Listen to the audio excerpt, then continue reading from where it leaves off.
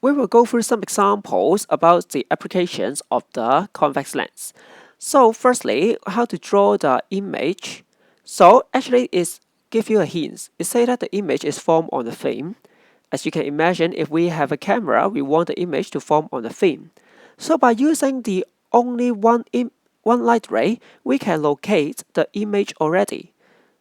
So we can also draw the other light ray because when we have the image, we can draw all the light ray by focusing it back to the position of the image. So point A to A dash, B to B dash. Okay, so we have completed the part A and part B already. If the lens has some stain on it, so what will the image be? Some stain means we have something cover up the lens, but not the whole lens. So the sharpness and the size and the shade of the image will be unchanged. And what will change is just the brightness. It will become dimmer. And then this example is about the projector. So we have a long questions here. When we look at the physics question, no matter how long it is, make sure you focus on the numbers provided. Don't miss out any number in the questions. So when you have all the numbers, we can draw the diagram here. So the first number is, we have to know the lens is 50 mm in front of the object. So we can locate the lens. And according to our understanding, we know that it is a convex lens instead of a concave lens.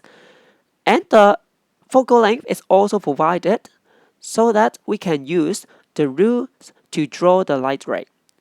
In order to get the correct position of the image, we have to draw the diagram very precise, especially when we draw the light ray of the parallel one that's converged to the focus, so that we can get the correct position of the image. With the correct position of the image, we can continue. So the magnification is just m equal to v over u. V stands for the image distance, which is 200 mm, and over 50 mm, which is 4. So without replacing the lens, how can we increase the size of the image formed on the screen? So firstly, we have to move the projector away from the screen so that it can form a larger image. So this is the first statement we have to write down.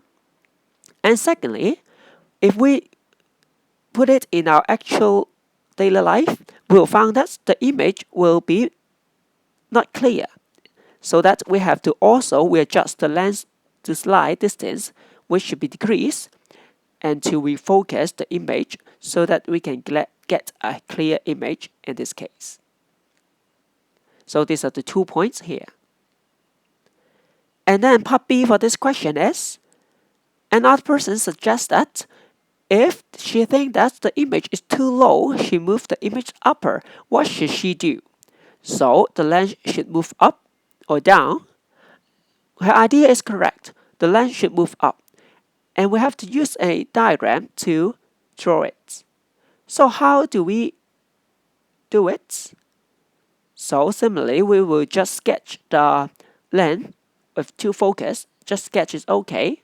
Usually our object is here. Do you aware I have moved the lens upward? So if the lens is moved upward, where should the image be? So now you should see that we use the original method to draw the light ray. Okay, we'll find that the image is go upper. So if we want to further increase the height, we have to move the lens more upper. And for the next example, this is a very typical example about the convex lens. So what type of lens it is? As I've said, it should be a convex lens because you can see there is a screen here. Only convex lens can form the real image that can form the image on the screen. So that's why it is a convex lens experiment. And then to sketch the diagram. So you should know that the image is inverted. What does it mean by inverted? That means it's not just upside down, but left become right, right become left. So we know that the image is formed like this, but the observer change its location, the image will be a little bit different. And for the part C, without the screen, can the image be seen? The answer is the image can still be seen.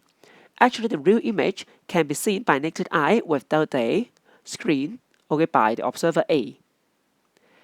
And for the magnification, you can see that in the question it's provided the V and U to you. So we can find the magnification easily. And what should be the object height? The object height. Also, we use the definition of the magnification. We can find the image height easily with the object height provided. So it should be 6 cm. Make sure you should be very aware to the unit here. Okay, and the last part is a very common question in the examination also. We want to know the size. If I want to decrease the size, where should the lens be moved? So the idea is the lens should move closer to the lens. So we have the sharp image, not just this point. The object distance should be to adjust in order to get a smaller image. So where should it be? It should move away. You can refer to the relative position of the image and object in order to understand it. And here, the red line I used to explain to you the idea. So V over U is equal to HI over HO. Here, the HO, the object height, is constant because we use the same object. So if I want to decrease the image, that means the image size. How can we do so?